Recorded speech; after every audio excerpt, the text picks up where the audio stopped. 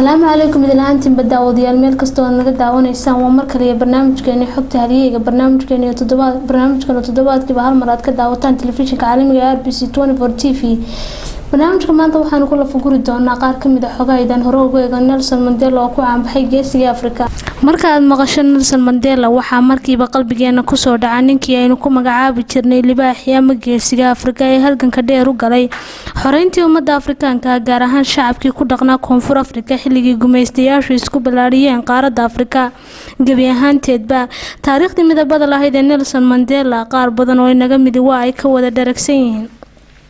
haddaba maanta waxaan idin hayaa xogo aydan hore uga ogeyn Nelson Mandela waxa uu ka dhashay qoys boqortooyo ah oo ka soo jeeda qoomiyadda Timbo aabihii waxa uu ahaa nin qadarin iyo sharaf ku dhaxlay qoyskii reer boqortooyo ilaa qarnigii 19aad qoomiyadda Timbo waxay ahayd boqortooyo ka madax bannaan South Africa kale laakiin markii uu dalka soo caga dhigtay gumaystii Ingiriiska waxay hoos yimaadeen xukunkii Ingiriiska isagoo Nelson Mandela ku hoos dhashay dulmigii xukunkaasi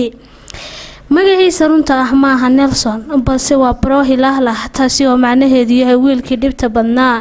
magaca Nelson ayaa waxa uu bixisay mid kamid ah macallimiintiisii dugsiga hoose maalintii ugu horeysay ee dugsiga la keeno halka magaca Mandela lagu magacaabi jiray mid kamid ah awoowayaashiisii waaweyn ee reer boqortooyo Nelson waxa uu ahaa mid aad ugu xariif ah dhinaca dhuumashada isagoo mar walba ka baxsan jiray askartii Ingiriiska xilligii ay ku hawlanaayeen xiristiisa maadaama uu ka soo horjeeday maamulkii marka laga tago siyaasadda Mandela waxa uu ahaa mid aad u xiiseeya ciyaarta musaaracada ama feerfeerka iyadoo Mandela uu ahaa mid la dagaalamo gumaysiga midabta koorka iyo xorriyad darrada haysatay ummadiisa haddana sanadii 1960kii waxa uu aasaasay jabhadii lagu magacaabi jiray Ankhotowisiwe taasi oo la dagaalantay xukuumadda Koonfur Afrika muddo dheer iyadoo in ka badan 2 jeerna weerartay dadka shacabka ah ee barimageydada markii Nelson Mandela loo magacaabay madaxweynaha Koonfur Afrika mid kamid ah jaraa'idada ka soo baxa dalkaasi ayaa soo bandhigtay sawir ay ku qortay anigu ma ihi masiixi xilligaasi oo dadka reer galbeedka ay ku magacaabi jireen qadiis ama qof awood leh balse Mandela ayaa ku jawaabay anigu waxaan ahay shakhsi caadi ah kaasi oo caan ku noqday kaliya duruufo jira dartood Mandela oo noloshiisa guursaday 3 jeer mid kamid ah dumarkiisa ayaa ahayd tan ugu dambeysay ayaa lagu eedeeyay inay afduubatay wiil yar oo 14 sano jir ah kadibna dishay isla markaana lagu xukumay 7 sano oo xarig ah sanadkii 2005 waxa dhintay wiil uu dhalay Nelson Mandela kaasi oo u dhintay sababta cudurka HIV iyadoo xilligaasi uu ahaa cudurka AIDS mid aanay ka hadlin falanqayntiisa ama arrimihiisa shacabka South Africa balse geeridii wiilka Nelson kadib waxa uu iska noqday arrin caadi ah oo laga hadlo ka hortagiisa shacabka South Africa yahay kan ugu badan ee qaba adduunka isagoo Mandela dadaal dheer u galay sidii uu xakameyn lahaa cudurkan Nelson Mandela waxa uu lahaa saaxiib qurux qaaradda Afrika kaasi oo ahaa madaxweynihii Liibiya Muammar al-Gaddafi maadaama uu Gaddafi ahaa shakhsiga kaliya ee caawin jiray jabhadii Mandela xilligii uu la dagaalamayay xorriyadoonka halka uu Mandela wiilka awowga u yahayna ugu magac daray Gaddafi isla markaana booqday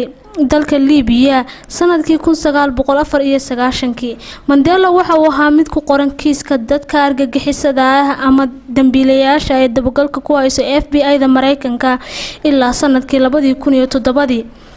ma rumaysan kartaa inuu Nelson Mandela ahaa mid taageero kooxda Space Girl ee ahayd xilligaasi 9-meeyadii koox fanaaniin oo ka caan ah South Africa kooxdan oo ahayd gabdho khaas ah ayaa awood u lahaa inay la kulmaan madaxweyne Mandela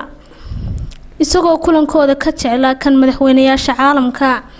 qaramada midoobay ayaa maalinta dhalashada Nelson Mandela u aqoonsatay maalin caalami ah in ka badan 100 wadooyin oo caalamka ku yaala ayaa loogu magac daray Mandela halka jaamacad kamid ah jaamacadaha dalka Ingiriiska ay ugu magac dartay mashruuc cusub oo dhanka hubka ay diyaarisay in ka badan 63 garoon iyo waliba beero lagu magac daray Nelson Mandela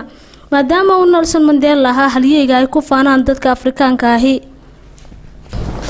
daawadyalintaas waxaan naga eeg barnaamijkeena xogta halyeyga oo aan maanta kaga hadlaynay ama kula fuguraynay qaybo kamid ah xogaaydan hore uga ogeyn Nelson Mandela oo ahaa geesiga Afrika barnaamijka waxaad la socodsiinaysaa anigoo Asma Ibrahim Cabdullaahi tan intaan mar labaad ku kulmi doono mid kala mid waxaan kaga tagayaa sidaas nabadgelyo